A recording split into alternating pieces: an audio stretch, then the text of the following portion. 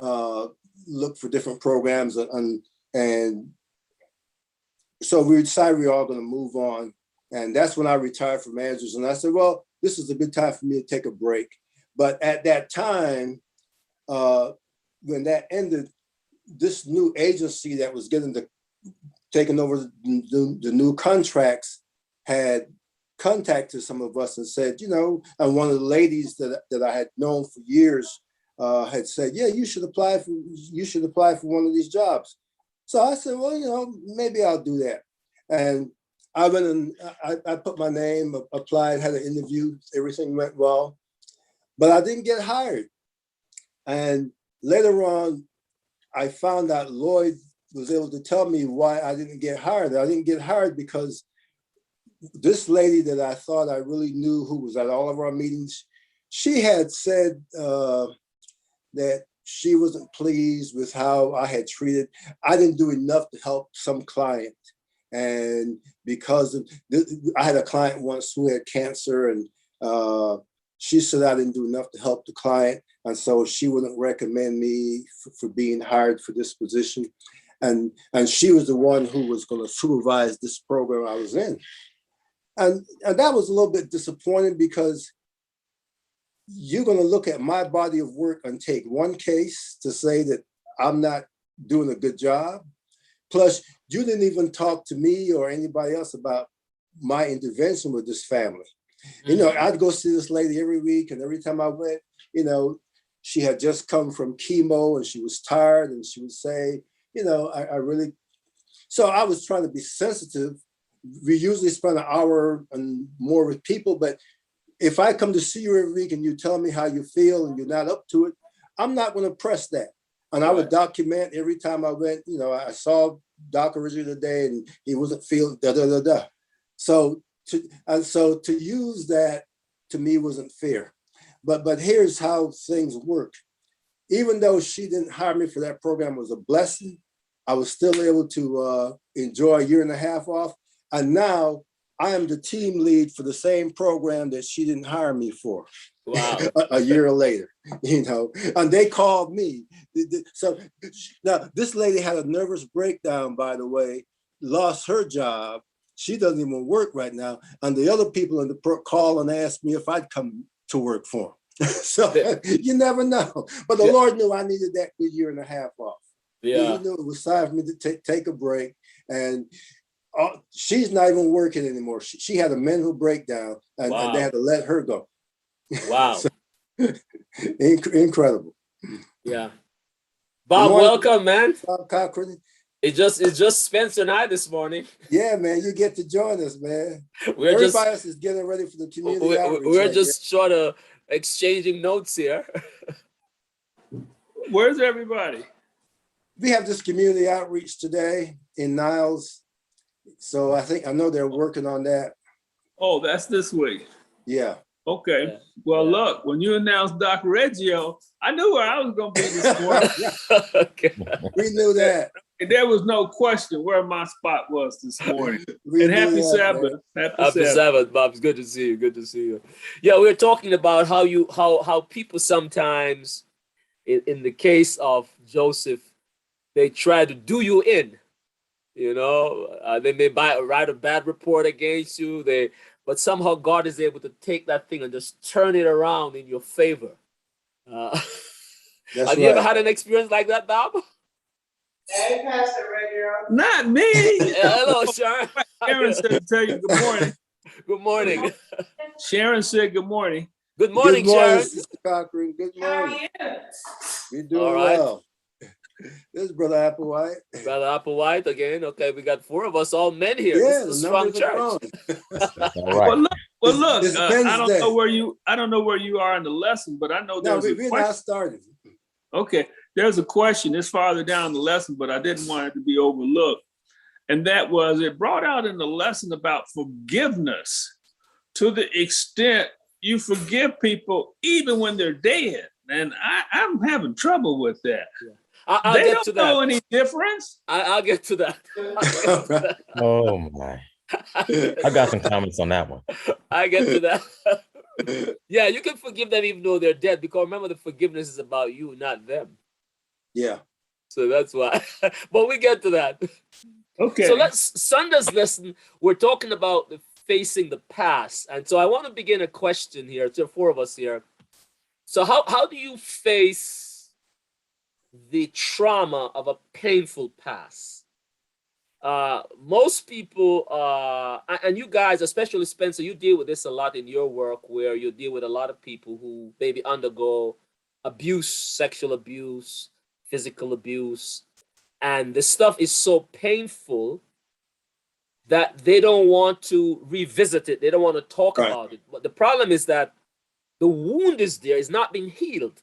Right. And so you have to put light on the wound. Now, if you have a wound and you cover it up, you know what I'm saying, it's only going to get worse. It's going to get infected, it's going to get rotten, and it can really spread.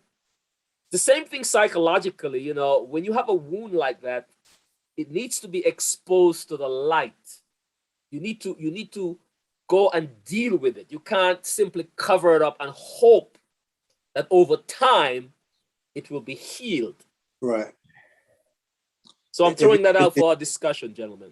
It becomes what we call unfinished business. Yeah.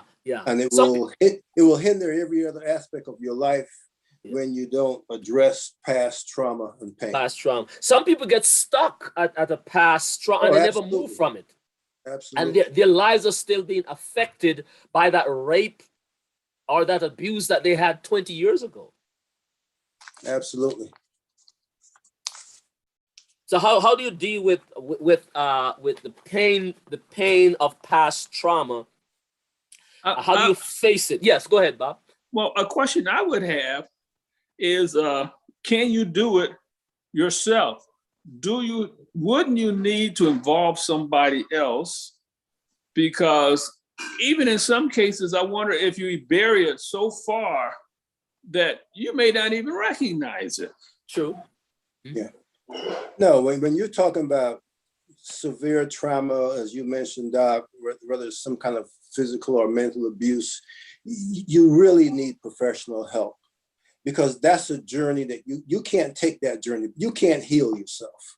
You need professional help to help you to really face that trauma and make sense of trying to move on. You can't do it yourself. So you're absolutely right. And it's a journey that can take years. It can take years. And this is where, you know, when we work with families, having a good support system of people that can encourage and inspire you makes a difference. And one of the things when you go through hurt and trauma, you come away feeling you don't have any value. And it's good to have people that can remind you that you have some value, and that hurt or trauma doesn't have to define who you are. And so all those things are necessary. You can't give yourself that. You got to have a good support system. And that's where close friends and family and significant people in your life makes a difference. It really makes a difference, you know. Go ahead. They discovered in a study some time ago that trauma affects your genes, your DNA. So in other words, you can actually pass on the trauma to your children. Yeah. So they found out that African Americans, because of the trauma of slavery, and discrimination and all the terrible things that Black people have experienced, they've actually passed it on to their children. Right. And of course, this has affected them in more ways than they realize. Yeah, it's interesting. You were going to say something, Spencer, about? No, it's that internalized pain becomes a mindset that people do pass on. And you know, because as parents, we socialize our kids, they get socialized into an environment that says we were traumatized and we were hurt. People grow up knowing that, and you almost stigmatize. So you're right, Doc. Yeah. This is they call it generational trauma. Yeah, it's something that was shocking when they it also affects the actual cell of the body, and predisposes you to illness. In other words, it depresses the immune system. Oh, So wow. this is not something purely psychological. It affects you on a physical level so that you become more susceptible to diseases. And just for an example, if you lined up 10 Black people, none of us would tell you without any hesitation that we all know, and we were all from day one raised to know that as a Black person, you've got to be twice as good as anybody else. Yes, yes. Hands down, we would tell you that. Where does that come from? That comes from, we were socialized that way. We learned, we were told that from day one. Because of who you are as a Black person, you've got to work harder, and you've got to be twice as good as anybody else. So and that's what the doc is talking about. That is generational. That goes all the way back to the fact that they said we weren't human. We were 3/4 of a person. That goes all the way back to that. Yeah.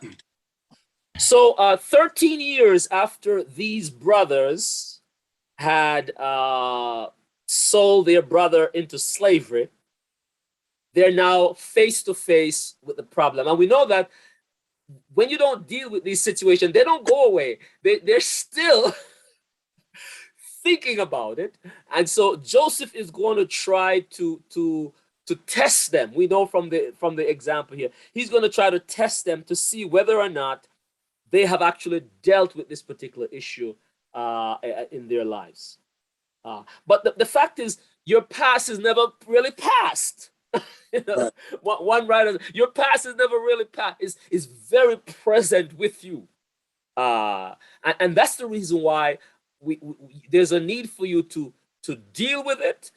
Sometimes you need counseling, professional help. You may need therapy to deal with the pain, so that you can help to resolve these issues, because there's so many unresolved issues that affect people from their past that prevents them from achieving what they need to achieve in the present.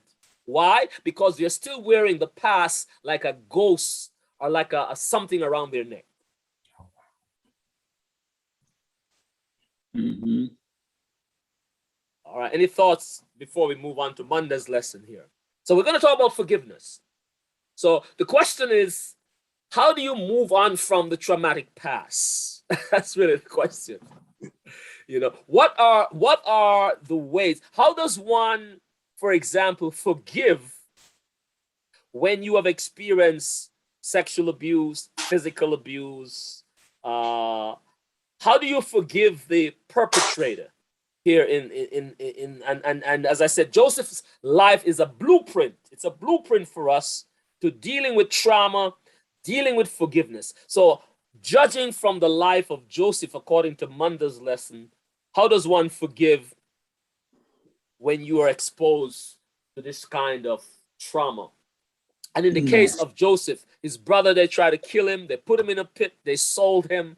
I always try to make a connection with African Americans. I don't know if you know the history of slavery, but when the white merchants started to export Black people to the Americas, they depopulated the entire west coast of Africa. Remember now, this slave trade went on for 400 years. And so after a while, they had to get slaves from the interior, but they couldn't go into the interior. So what these white merchants did, they entered into an alliance with the African chiefs. Mm-hmm. And these African chiefs begin to wage war against their fellow Africans in the interior so they could get slaves from the interior and bring them to the coast. The only reason why I'm bringing this up is to say that although we talk about white racism, part of the reason why slavery happened was because our Black brothers in Africa were willing to sell us to the white merchants in order to make it happen. And this went on for 400 years. We were sold by our Black brothers. They waged war against their fellow Africans, took us from the interior, and then they sold us to these white merchants. So here is Joseph, a similar situation. His brothers have sold him into slavery, into Egypt, into Africa. And now they have come back on the scene, and he has to deal.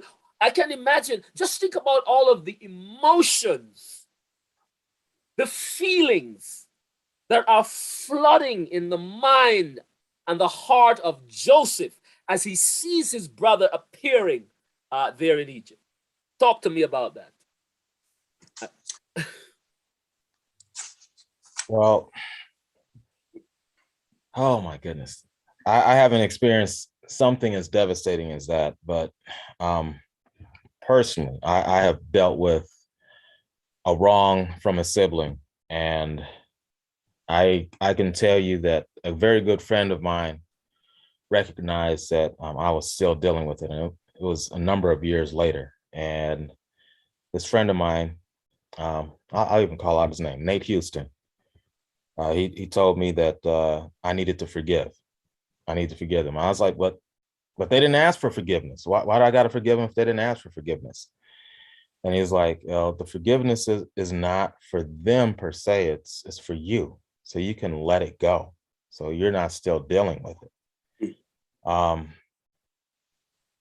Often, and I know we were talking about this before we actually started the lesson, but often sometimes things will happen, and if they're not discussed, if they're not talked about, especially with the person that may have done you wrong, you may not get to that point of where you get to forgive them personally.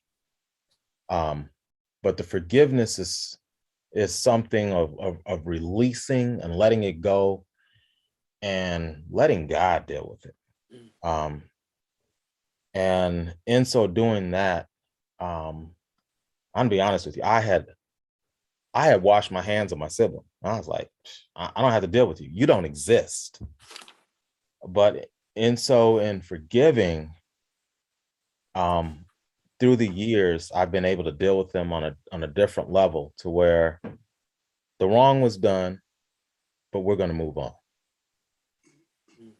And that's the key word you use, Jonathan. The lessons, looking at the story of Joseph, it said that forgiveness releases us from the poison of bitterness. Mm-hmm. Wow, powerful. And so for self-preservation, to answer your question, Doc, and Jonathan just did, an individual needs to reach a point where we realize, if I don't learn or get help to let this go, I'm going to keep drinking the poison of bitterness, which is going to destroy me. And so from the standpoint of just self-preservation, forgiveness is necessary. And without a willingness to forgive, if you don't forgive, you keep living your life in the state of being a victim. And with that mentality, you just can't succeed. You can't move on, because if you believe that you're a victim, it's going to be manifested in everything else you do, because you're going to approach all of your circumstances with that sense of, I don't want to be victimized, so I'm going to be very cautious and guarded, because if I take the chance to trust Bob, he's going to hurt me again, or this person is going to hurt me. And it becomes a self-fulfilling prophecy. If you expect people to hurt you, that's what ends up happening. So being released from the poison of bitterness is the key that people need to look at. Well, perhaps we should pause here by asking, what is forgiveness? How do we define forgiveness at this point?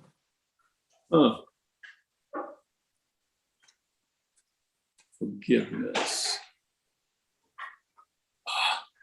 Wouldn't it be that you would not hold some wrong done to you against someone? Okay.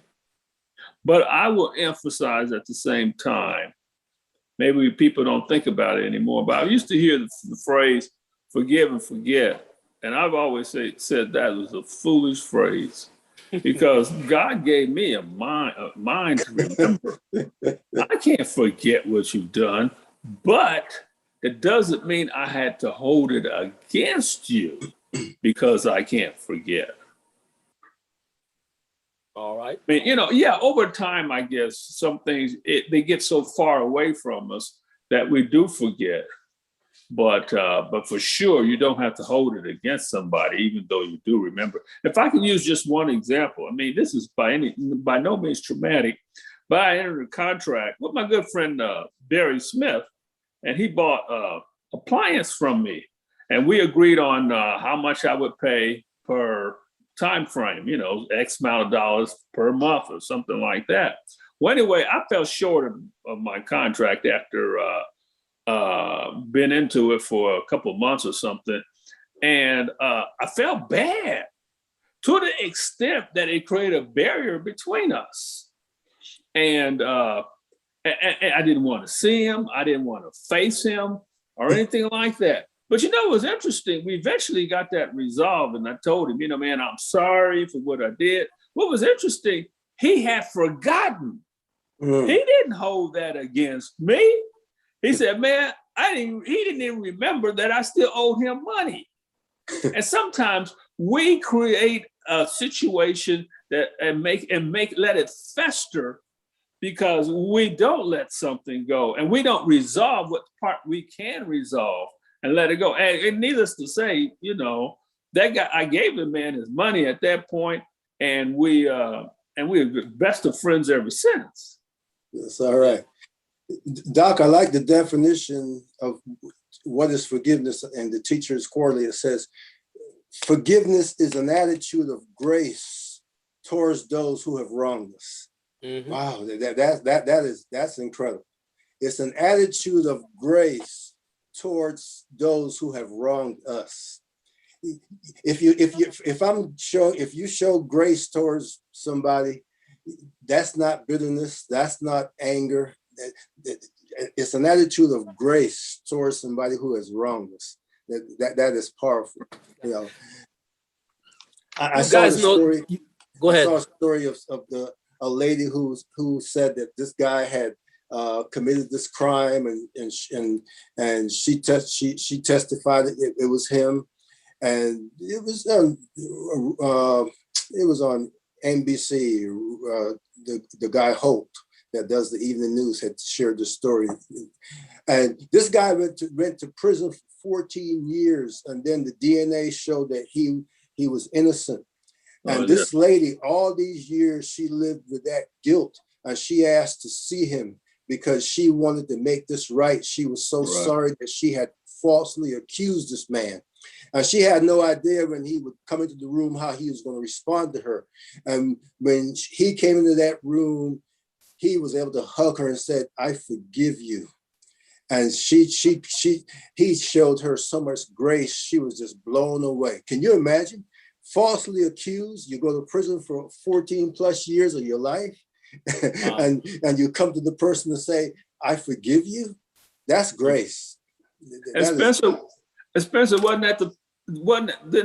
didn't she ask him, "How are you able to do that?" And then he said, "Well, because now I have hope." Yeah. Now I have hope. Amen. The old saying, it says it's human to err, but it's not divine to forgive. It's not possible for us to forgive without having the Spirit of God in us. It's very difficult. We ask the victim, it's usually the victim that we ask to forgive. And we don't ask the offender if he's worthy to be forgiven. The thing about forgiveness, true forgiveness, really doesn't have any condition. It doesn't say, okay, first of all, you need to deserve to be forgiven. You need to ask to be forgiven. you need to appreciate the fact that I'm forgiving you. The victim extends the forgiveness regardless of all of these things. That's right. Sometimes the offender doesn't even accept the forgiveness, but it doesn't matter. It doesn't matter. Because you see, unforgiveness, the opposite of forgiveness, is like a cage. It's like a prison that you lock yourself in. And unless you open up that cage of unforgiveness, you will be a victim and a prisoner forever. Right. That's why forgiveness is so important. Yeah, and that's why it doesn't matter if the person is dead. How many funerals have you gone to where you see people just wailing and weeping because they had a bad relationship with this person for years. Parents and their children, they didn't get along, and now the father's died or the mother's died, and the angst is just severe because they've never reconciled, they've never made it right, and now even though that person has died, those wounds are still going to be there. And so for yourself, you need to find a way to make peace. That's why in counseling, we have people write letters to their deceased parent. You say, write a letter. You got to do something with those feelings. And we help people write letters. Say everything you've ever wanted to say to your dad. Let's put it in a letter. And we'll sit there and let them write and let them read it to us as if I'm the dad. And it's amazing how healing that is for somebody. You can't, unresolved feelings will fester and dominate you for the rest of your life. And Doc is right. So that answers Bob's question that he raised at the very beginning about, I did, when I was doing my work in marriage and family, they did exactly what Spencer said. They say sometimes you have to actually sit down and write a letter. And there have been stories where as people are writing the letter, they're just crying out their heart the emotions are coming out. because they have an opportunity to release all of the bitterness and the anger that they have. So although the person is no longer there to hear it, at least from their end, they are released. They feel free. And so this is where, as I said, the forgiveness primarily has to do with the person who has been offended, the victim, rather than the offender. Because guess what? That other person who has done you wrong, you extending forgiveness to them may not change them. That's right. You see? They may still be so which leads me to my next point, and that is forgiveness doesn't necessarily lead to reconciliation. Right. In other words, so if for example, a young woman has been sexually abused by an older male relative, she can forgive him, but it doesn't mean that she will ever have a relationship with that male relative, whether it's an uncle or her own father. In other words, there's some relationship that have been broken because of the offense. I hate to say it because we live in a sinful world, they can never be repaired. That's right. But forgiveness can be extended to the offender. Now, the reason why I'm saying this is because if you're a victim and you have forgiven the offender and the offender hasn't changed, you don't want to go back into a relationship where you become a victim again. Right. You see what I'm saying? Yeah. So in other words, your forgiveness doesn't lead you to stupidity. You have to know exercise wisdom and discretion in dealing with the offender. So you have to say to yourself, listen, if I hang around this person and have a relationship with them, they're going to continue to victimize me. Mm-hmm. So I have to get out of that relationship. I forgive them, but I have to get out of that relationship for my own healthy well-being. That's right. That's right.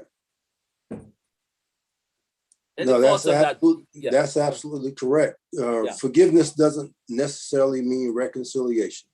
There are some relationships that need to end and should stay ended. and for the well-being of everybody involved, people need to take a different course. Absolutely. But go ahead. A lot of people feel that though, if you have forgiven, and there should be a new relationship, and you could stay there together, and I like that idea because that's not true. Like you're saying, that's not true. Some things you just move on. It's not always possible. You don't want to be drawn back into this because you risk the possibility that you will be right back where you start. That's just like a man who beats his wife, or vice versa for that matter, and then he says, "I'm sorry." And then the victim says, "Oh, he didn't mean it." And they get right back in relationship. Next thing you know, they fighting again 2 days later. Mm-hmm. And but you know what? Unfortunately, when that happens, a lot of times it becomes very difficult for the other person to leave, the victim to leave, because of the circumstances. It might be children, it might be money. And then what do you tell that person? Because, it's easy to say, you should go out and go away. Go where? Yeah. And it's interesting you say that, Bob. I was right here in Barron Springs many years ago when I was an elder at a certain church, and a lady came to me and told me that her husband was beating her. And she had, 4 children with him? And she was a foreigner. It's not that she could just run off someplace. Right. I did tell her about, there was a woman's shelter here in town that I talked to her about, Polly's Place.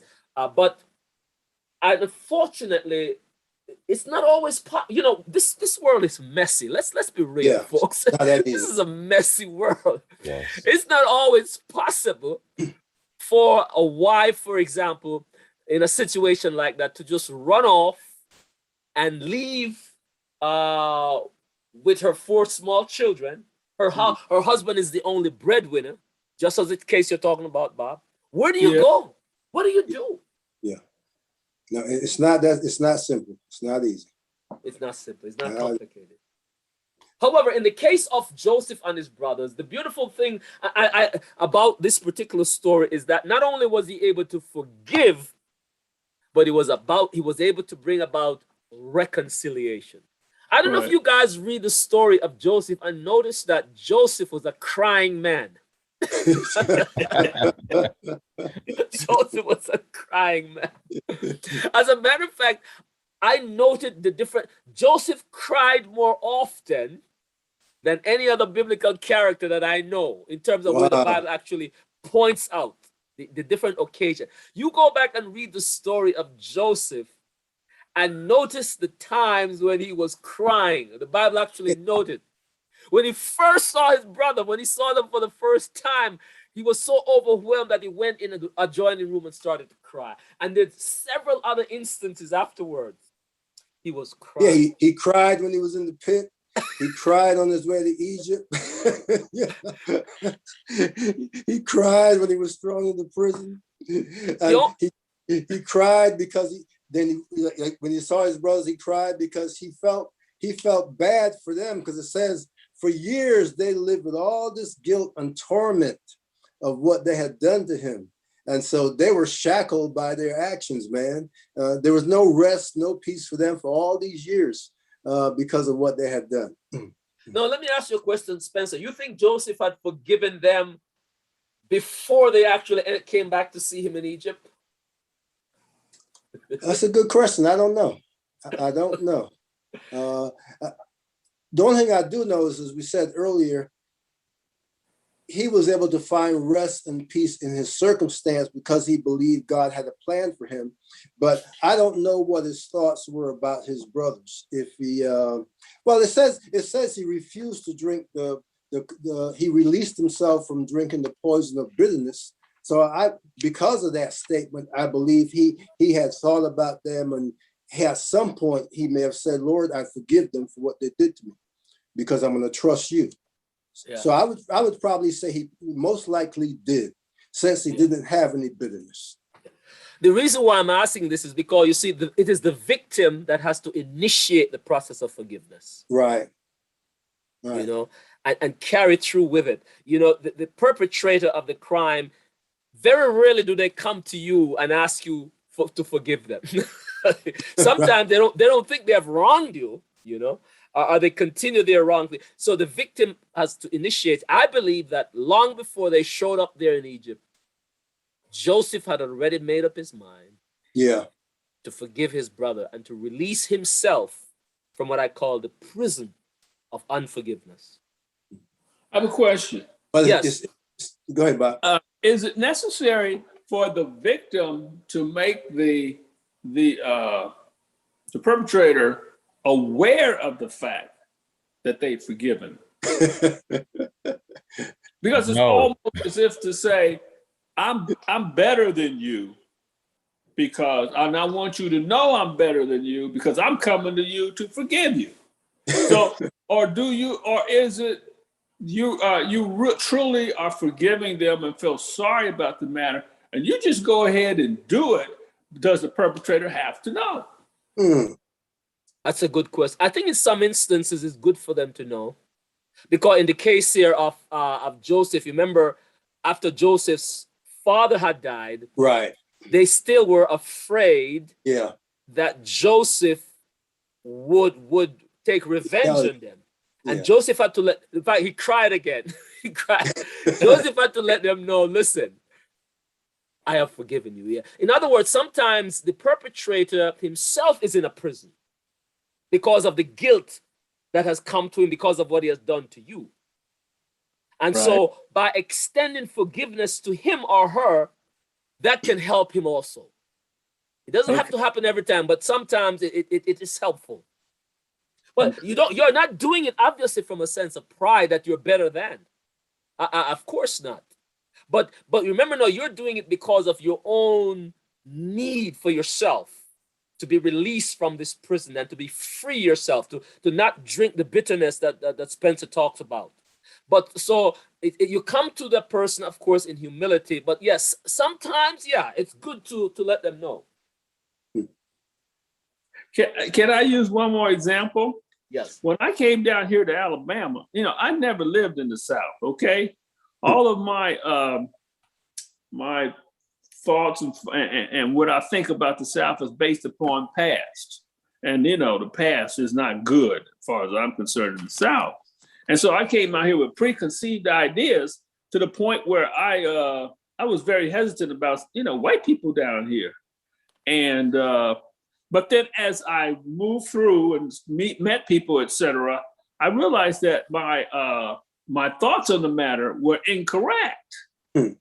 And so I had, yes, there are still people who are rednecks to the hilt, but then I had to change my thinking, and I'm getting back to what we were saying about forgiving, etc., and our thinking about other people. And here Joseph, they made one thought about how he was going to treat them, they being the brothers, and here he's thinking totally a different situation, and that is basically he's moved on. And like I said, a lot of these people around here, they moved on, quote unquote, generations later, and they're not looking at me the same way. But I'm sitting up here thinking, oh, he doesn't like me.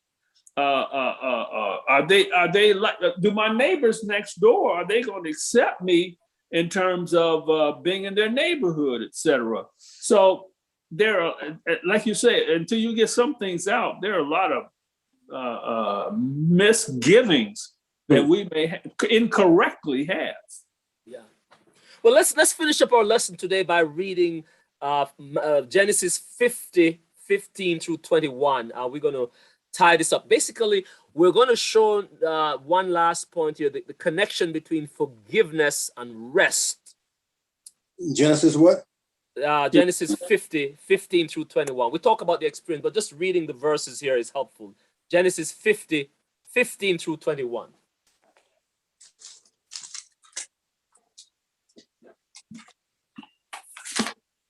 Come in 50:50.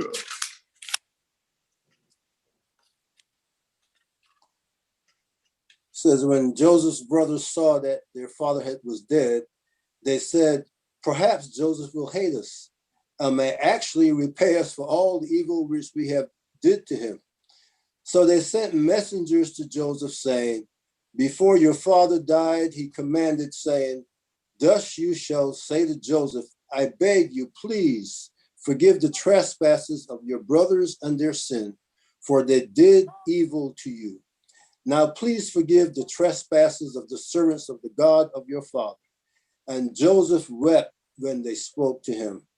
Then his brothers also went and fell down before his face, and they said, behold, we are your servants. Joseph said to them, do not be afraid, for I am in the place of God. Verse 20. Am I in the place of God? It's a question he's asking. Yeah. Am I in the place of God? Verse 20. Yeah. But as for you, you meant evil against me, but God meant it for good, in order to bring it about as it is this day, to save many people alive. Now, therefore, do not be afraid. I will provide for you and your little ones. And he comforted them and spoke kindly to them. What a beautiful story of forgiveness and reconciliation. Wow. You notice how sometimes the perpetrator, even when you extend forgiveness, they don't believe that you have forgiven Right. them. After all these many years, the brothers still didn't believe it. And that's because they can't forgive themselves. Yeah, and we didn't even touch at that point about forgiving oneself. Yeah. Yeah, they can't forgive themselves. Yeah, But what I got from this lesson that is, we often feel that forgiveness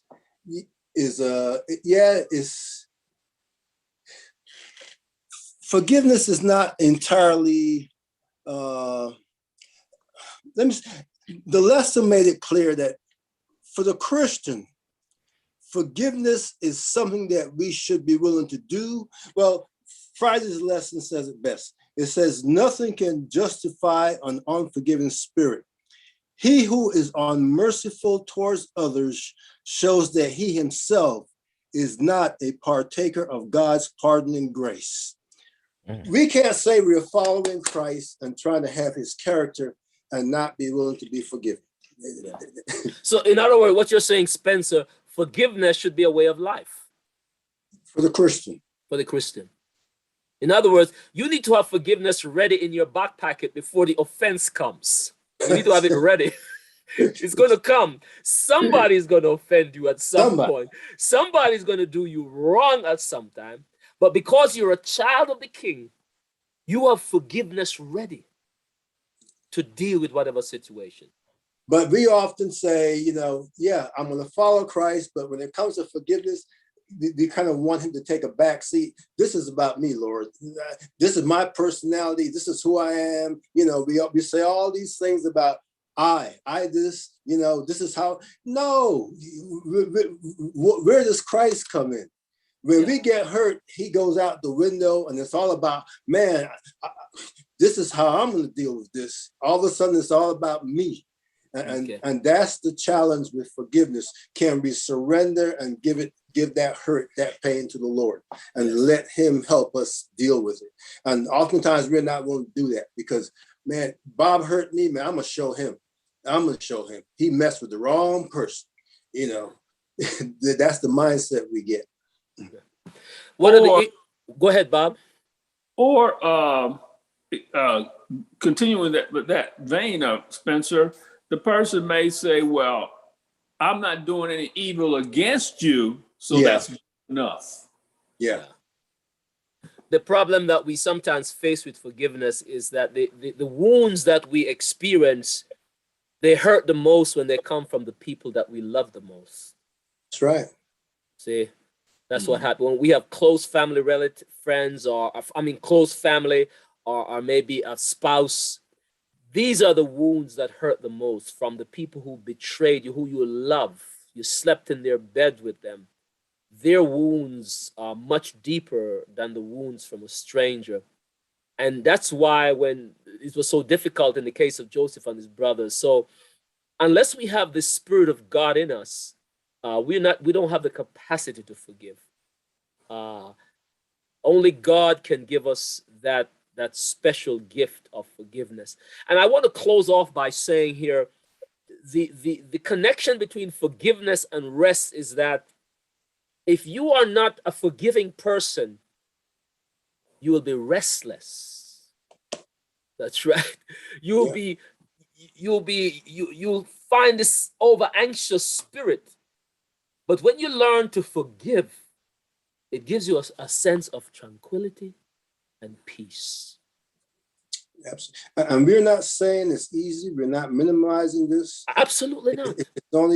It's only by God's grace. I mean, all of us can think of pain and hurt we've endured and how, when I was a teenager and my parents got divorced, that was the biggest pain of my life because my mother had left and moved out, and she left us with the man that for years she and my grandmother told us was no good. He drinks, he's not. So how could you leave us with the person that you keep telling me is no good?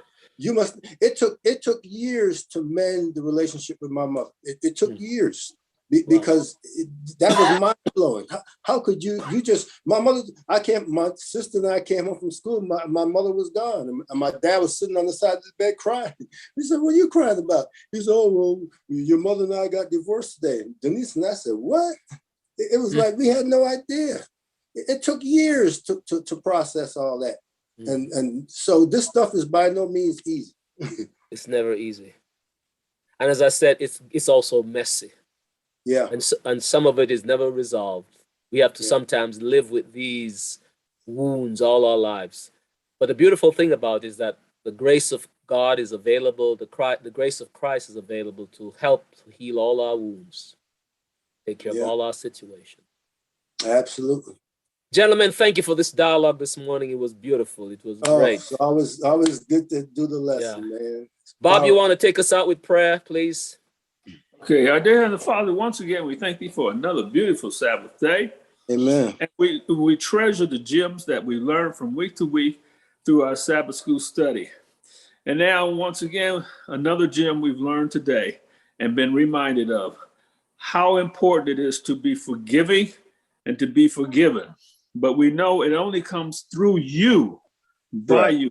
Hey, we have this spirit within us so that we can live with lifted hearts, with no burdens to hold us down, because we are truly trying to be like you. You forgave us. You died on the cross as a symbol of forgiveness, even though you did no wrong. Be with each of us here today and be with all those who are worshiping you today. As I pray in Jesus' name, amen. Amen. Amen. Amen.